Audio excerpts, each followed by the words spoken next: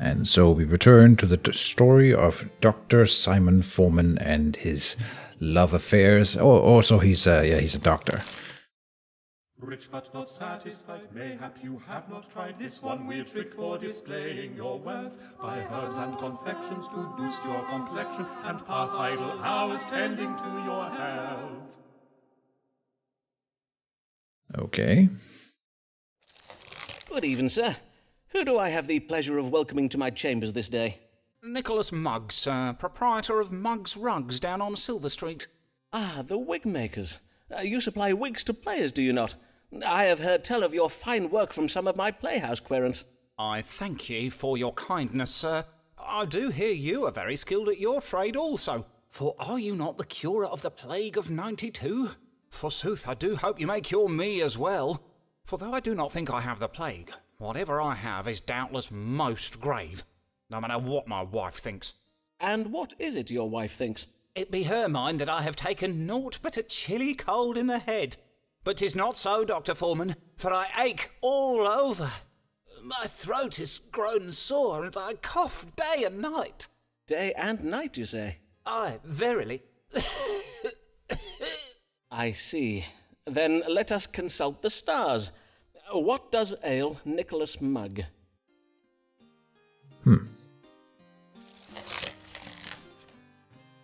Another suspect for the Prowler position. Not sure what I think about this guy.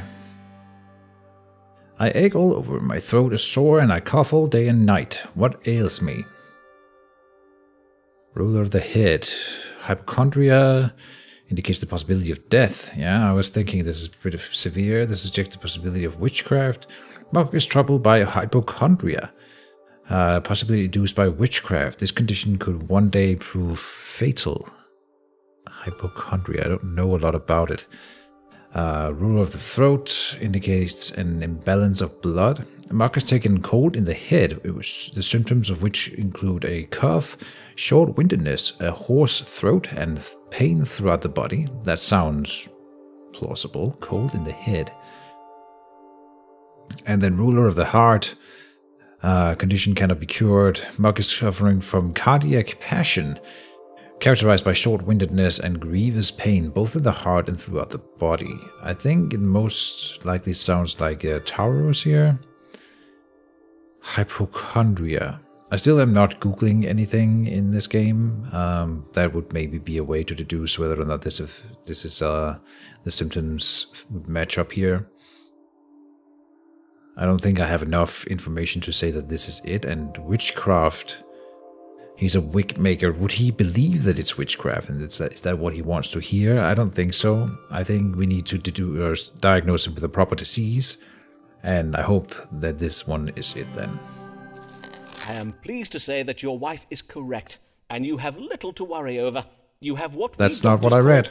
Frigidus ad hominem, or as it is more commonly known, a man cold. Frigid... A man cold, you say? Aye, 'tis a cold in the head, suffered uniquely by those of the male sex. And, although it be a minor affliction, the suffering can be very great. A minor affliction, you say? That cannot be right. I bid you check the stars again, sir. For see how ill I am, and my throat grows so hoarse I can hardly speak. I think the trouble in your throat may be occasioned by overuse. Perhaps you might try, discoursing less. Well, I think you ought to know that I will be seeking a second opinion. As you will, sir. Good day. That's not what I read out of that star sign, but whatever. Sometimes this game is a little bit fickle. The querent did present with a pain, a sore throat, and coughing. I did diagnose frigidus ad hominem, a cold in the head, suffered uniquely by men, as it is in truth but a minor affliction. I did not prescribe any treatment. Methinks the querent took my advice rather ill, so we basically told him that you are fussing over nothing and go home. You're just acting sick, which is not what I thought that meant, but whatever. Cold in the head. I have never heard of cold in the head before, so it makes sense maybe. We lost points. Did we have any already? I think this is the first time we see this guy. He's not on this list. I will now to the apothecary go for a tincture of herbs. An apothecary may always be counted on to sell a man a cure. Okay.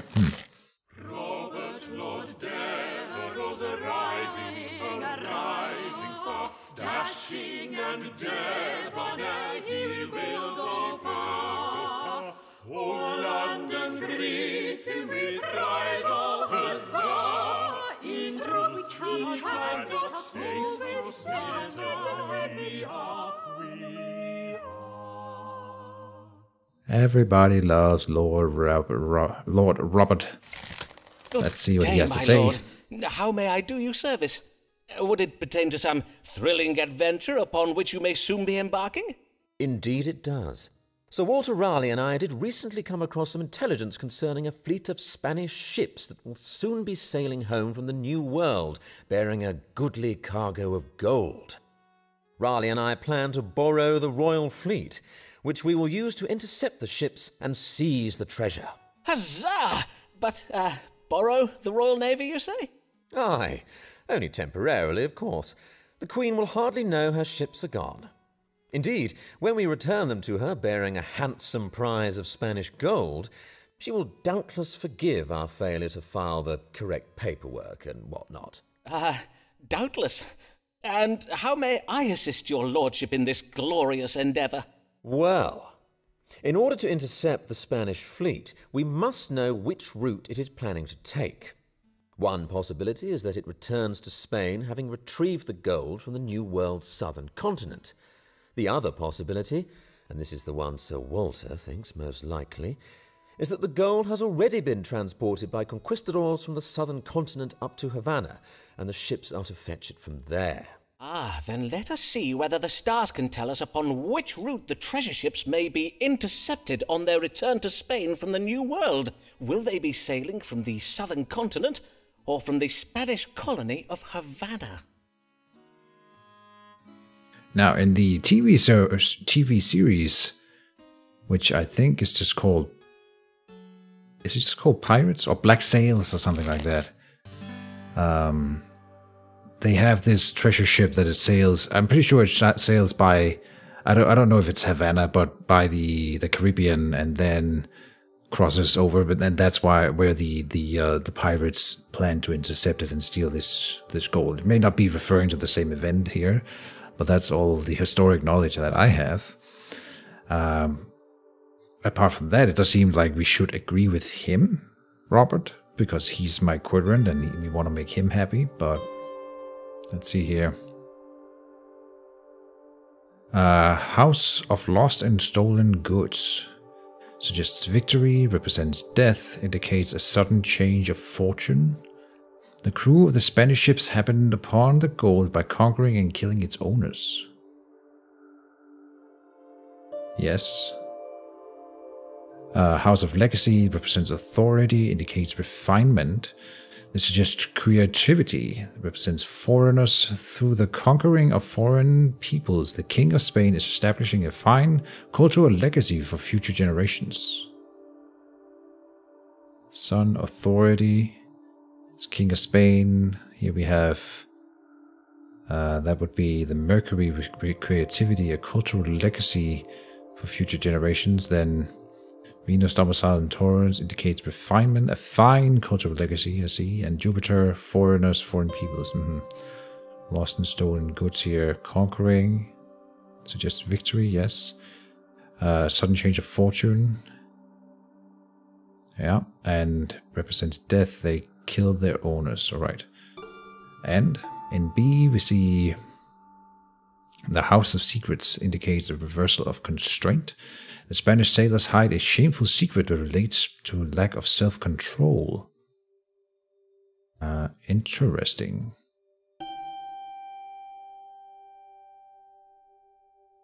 House of Friendships should trust his friend Raleigh's. Raleigh, he's the guy who went to El Dorado. Right. And House of Travel.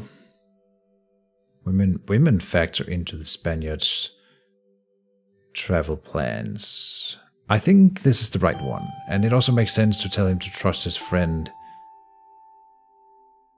And there's some secret in that. I think that this would make sense for the Spanish to try to hide the route when they're traveling with all that gold. So yeah.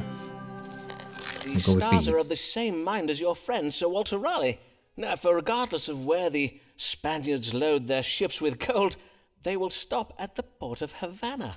It seems the Spanish sailors will be unable to calm their carnal desires. Excellent, excellent. But where are we to intercept them?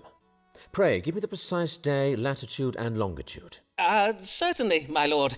But divining nautical coordinates is a somewhat lengthy and complex process.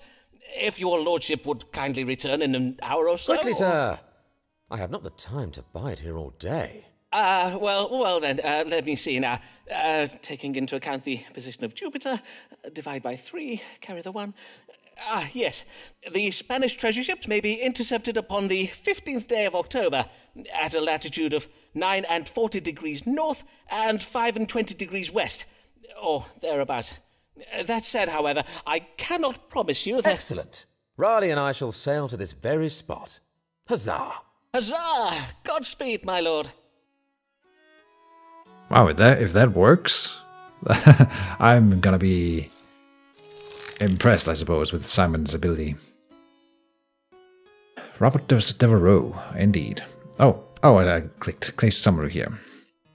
The Quern did wish to know where he and Sir Walter Raleigh might intercept some Spanish treasure ships. I did tell the Quern that the Spanish ships will be fetching the gold from Havana. I furnished him with coordinates of a location where he and Raleigh might intercept them. May God be with our English fleet, for I had not the time to verify the soundness of my calculations. Methinks the Quern was a little pleased with me for regarding the reading I gave this day. Alright. Well, he can't give me a letter of recommendation if he doesn't make it back, so I hope he survives the journey. I wonder if my men have yet contrived to scrape all that damnable Machengo cheese off my astrolabe. What? Though she never went to school, and she's kind and never cruel, do not take Alice for a fool. Alice Black, she is no fool. Black, that would be then either the wife or the daughter of Thomas Black, the merchant that we've been dealing with, who liked my first meeting with him, but he was disappointed in my second one. Even though I was right. Good evening to you, madam. How might I... Aye, pray go tell your master, Mr. Forman, that Mistress Alice Blagg is come to see him. Ah, Mistress Blagg. It is I, Doctor Simon Forman, at your service. And what an honour it is to welcome the wife of the Dean of Rochester to my humble practice. To whom do I owe my thanks for having recommended you to my care? Well, I will not lie. You owe your thanks to nobody. For folk do tell me that you are not a real doctor, but a quack, who does conjure demons and dabbles most unlawfully in the dark arts. I do assure you, madam, that whatever you may have heard, I am a... Nay, do not quibble, sir.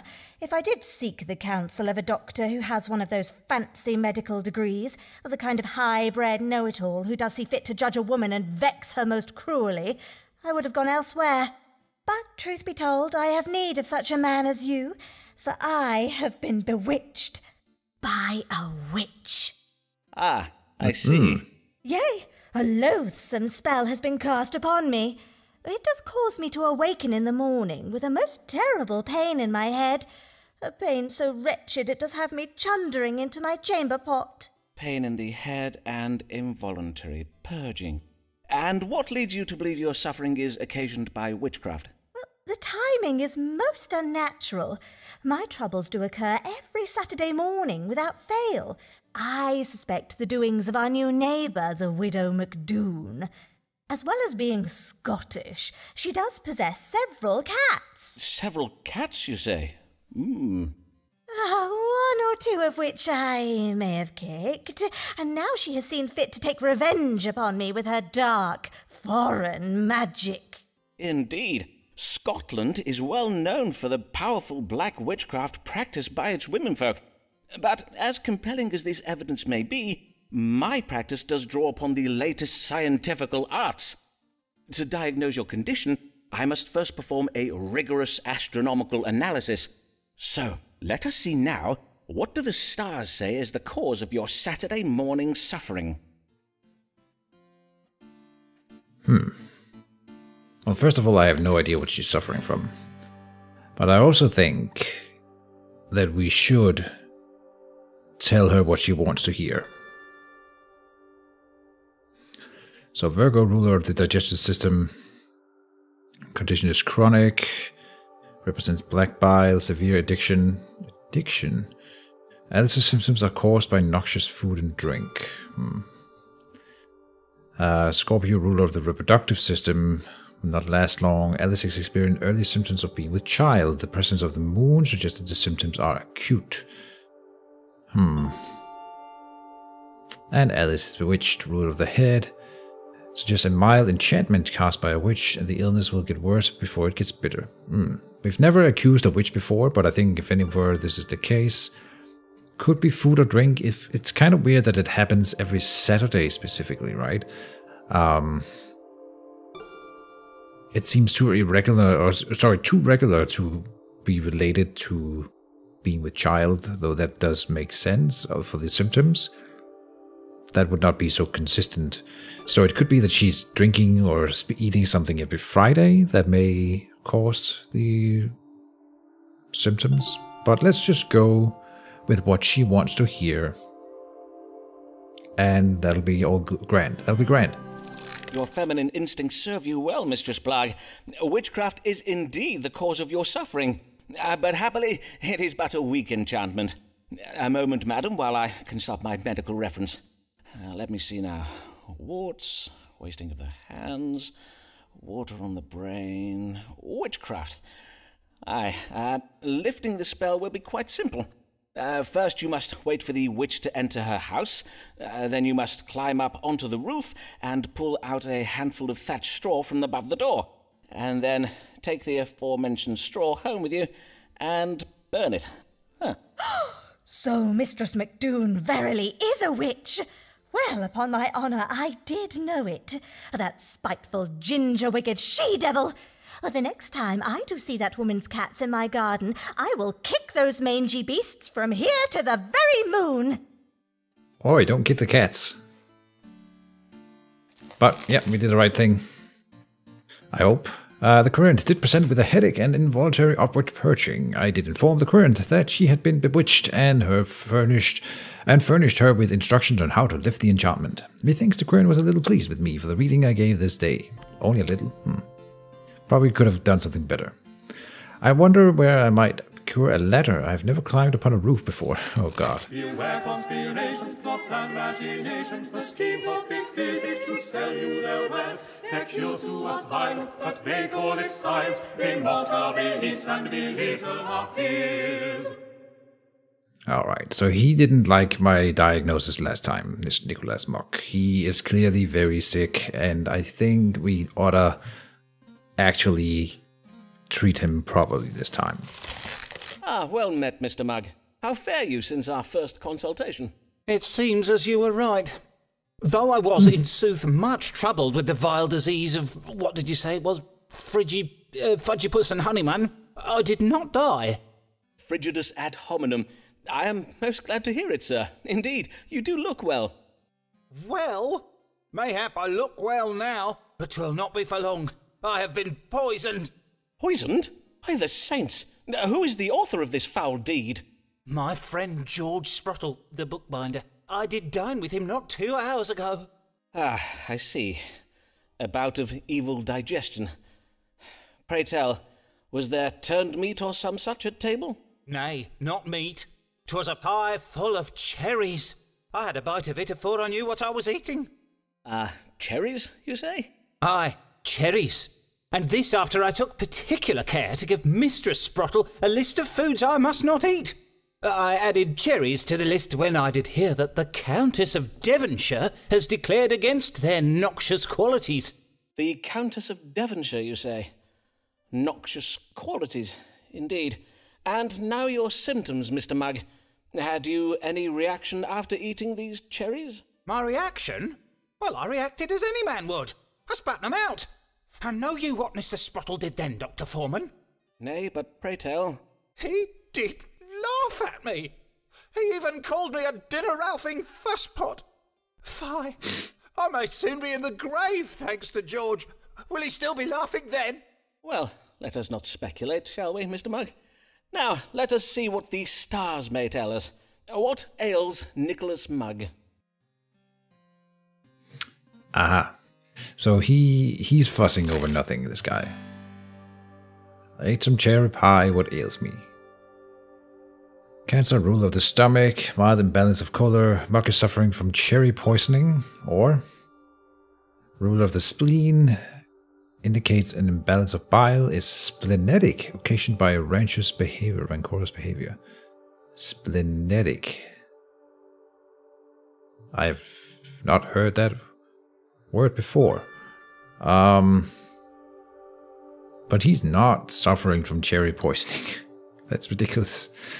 So let's go with the other one. He did end up coming around and giving me points for the proper diagnosis last time. So I say, let's just be... I mean, this is going by process of elimination because it's not cherry poisoning. So it must be the other one no matter what this is. Occasioned by rancorous behavior sounds about right. Let's see what happens. Your condition has been provoked by the rancor you feel toward your host for having ignored your alimentary demands.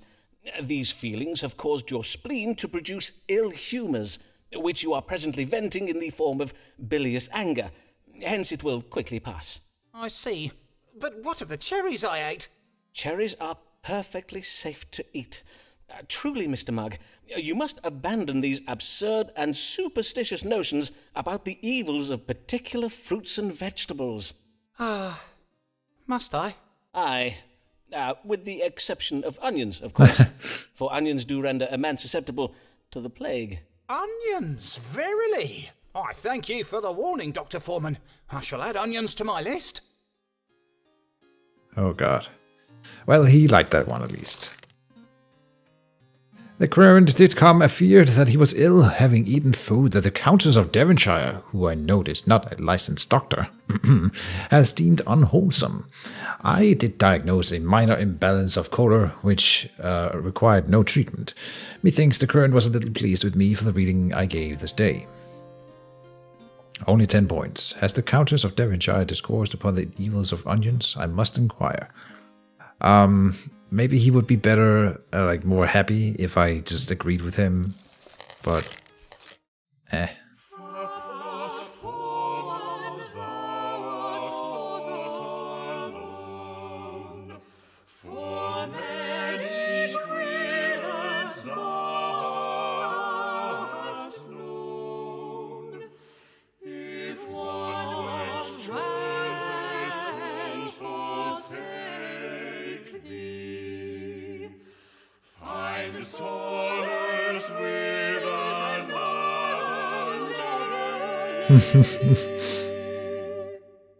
oh, he misses Avis. William! Ah, there you are. Did Mistress Allen call whilst I was out this day? Nay? You're quite sure about that, are you? Oh, I see. I cannot understand it. Why has Avis not come these past weeks? Does she no longer wish to see me? No.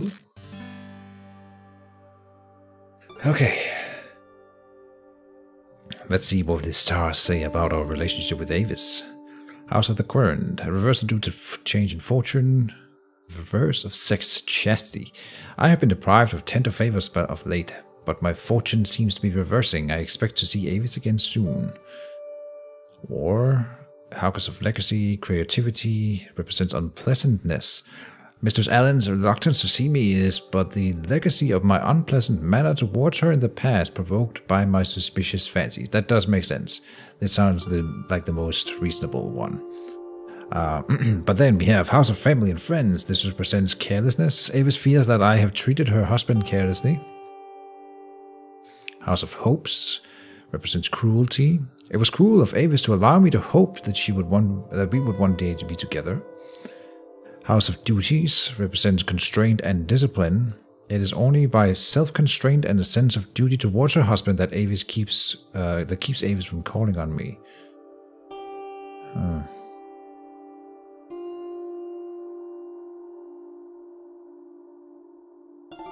Okay, and C. Untrustworthiness represents emotions. Avis's feelings cannot be trusted. She harbors romantic feelings towards another man. This is the jealousy one. Not good. House of unborn children. Avis does not know who has fathered the child she carries. I think this is the more sensible choice.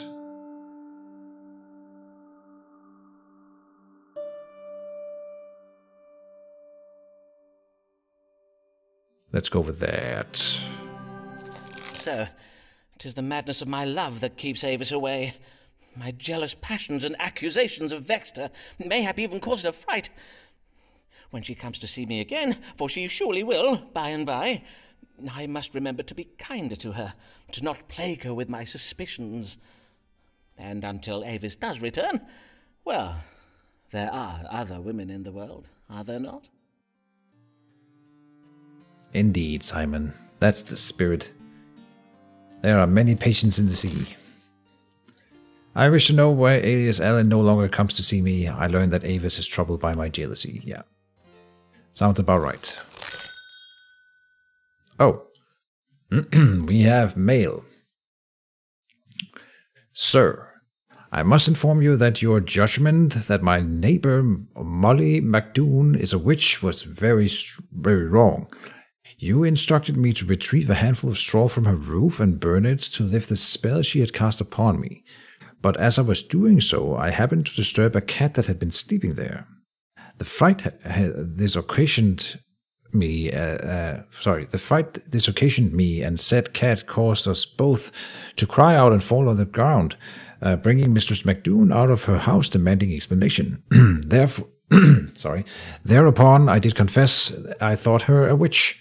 At first she was full vexed, but when I told her of my Saturday morning suffering, she took me to laughing most riotously. She did then call me a dozy wee lass and fetched me a bottle of special tonic the Scots take in the morning after having much caroused on brown liquor. Yeah, she's getting drunk on Fridays. God damn it. Alright, and having now relied upon this tonic for some weeks past, I can attest that it was not you, but Molly McDoon who did cure me of my illness. I bid you think on that, Mr. Forman. Your query, Alice Black, letter of recommendation, 10 out of 100. Well, we screwed that up. Never assume witchcraft. It's not a good way to be a doctor. No surprise there. All right. And with that little scolding from one of our querents, I will then say this was the end of this episode. I hope everyone is still enjoying the tale of Simon Forman, even though he is a bit of a fool sometimes. Yeah, maybe there's a course for another playthrough, or you guys can do that at home, you know. So definitely there are different ways to take the story, and I think it's pretty cool. We'll continue to see where it goes. See you tomorrow, and